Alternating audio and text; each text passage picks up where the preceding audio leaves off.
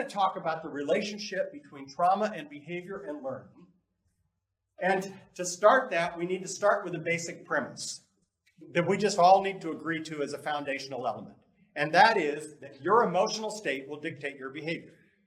Your emotional state will dictate your behavior.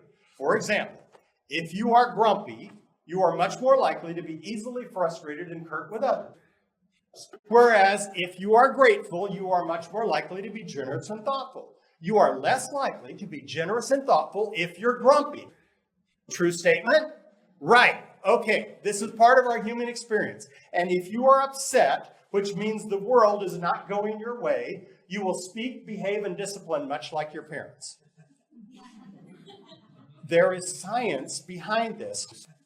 So our job is to understand how all of this happens so that we can get ahead of it and take control of it. And that's called self-regulation.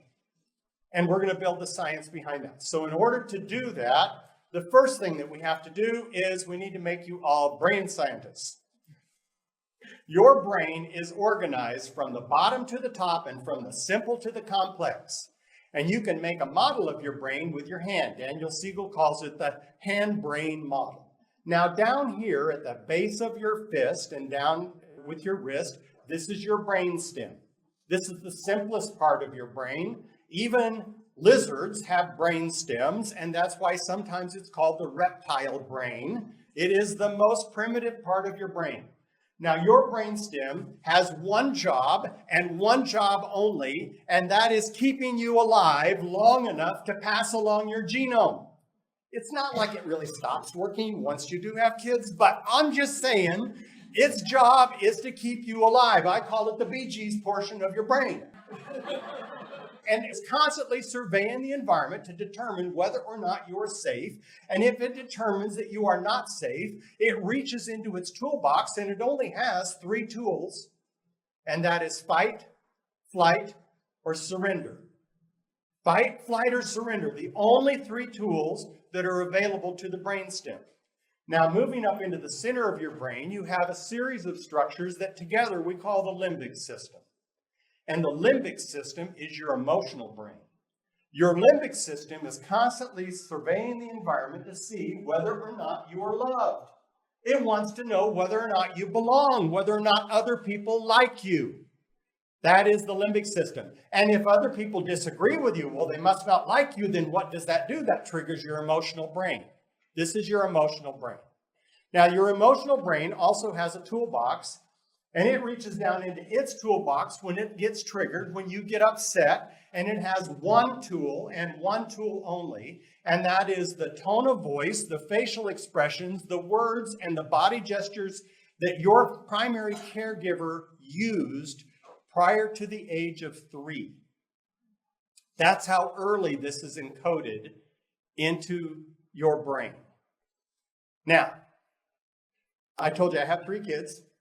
When I was growing up, I was like making a list. I will not do that. When I'm a parent, I will not do that. I will not do that. And then I had my daughter. And the first time that she was actually old enough to look at me when I told her no and then do it anyway, I opened up my mouth and out came my mother. Is that just me, or is that somebody else's experience as well? That's because our brains are hardwired to deal with emotional upset by the models that we experienced early on when those sections of the brain were being formed to begin with. Now, over the top of all of that, you have the cerebral cortex. The cerebral cortex wraps around the limbic system. It's the whole outer portion of your brain. And right here behind your forehead, you have the medial prefrontal cortex. And the medial prefrontal cortex is the center for all executive function. So your ability to problem solve, your ability to compare and contrast, your critical thinking, your ability to delay gratification, your ability to even pay attention to what I'm saying right now, that is coming from your cerebral cortex and specifically the medial prefrontal cortex. Now here's the thing. Daniel Siegel calls the limbic system and the brainstem the downstairs brain and the cerebral cortex the upstairs brain. And Daniel Siegel points out that there is a staircase that goes from the downstairs brain to the upstairs brain, but it's blocked at the bottom by a baby gate called cortisol. See, when you're emotionally upset, when you're in fight or flight, your body releases corticosteroid hormones by the ton. And your adrenal glands start pumping out adrenaline and you get ready for fight or flight. You get ready to run for your life.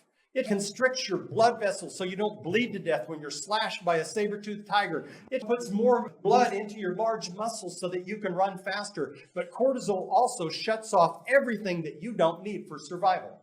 It shuts down your digestion system because now's not the time to eat, now's the time to run. It shuts down your higher order thinking because now is not the time to think, I wonder if that's a male saber-toothed tiger or a female saber-toothed tiger. No, it's the time to run. Everything that you don't need for survival is shut down. All higher order thought is shut down. Now here's the thing. When a kid gets upset, when he explodes, what do we do as teachers? We say, what's the matter with you? Why are you doing that? And what does the kid do? He's telling you the truth. He doesn't know. Why? Because he has flipped his lid. Because cortisol has shut off all the higher order thinking of his brain. By the way, all language is up here as well. You know this to be true. Have you ever had a dispute with a significant other?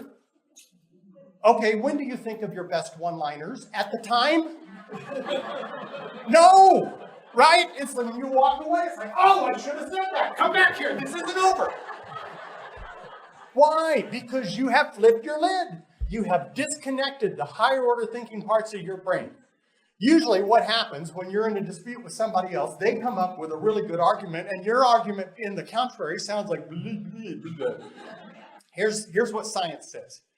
It takes 8 minutes for your body to metabolize that surge of cortisol. 8 minutes for you to come back down to baseline. Do we give our kids 8 minutes to normalize when they go off? No, we don't. Your body can't speed up the action to break down cortisol.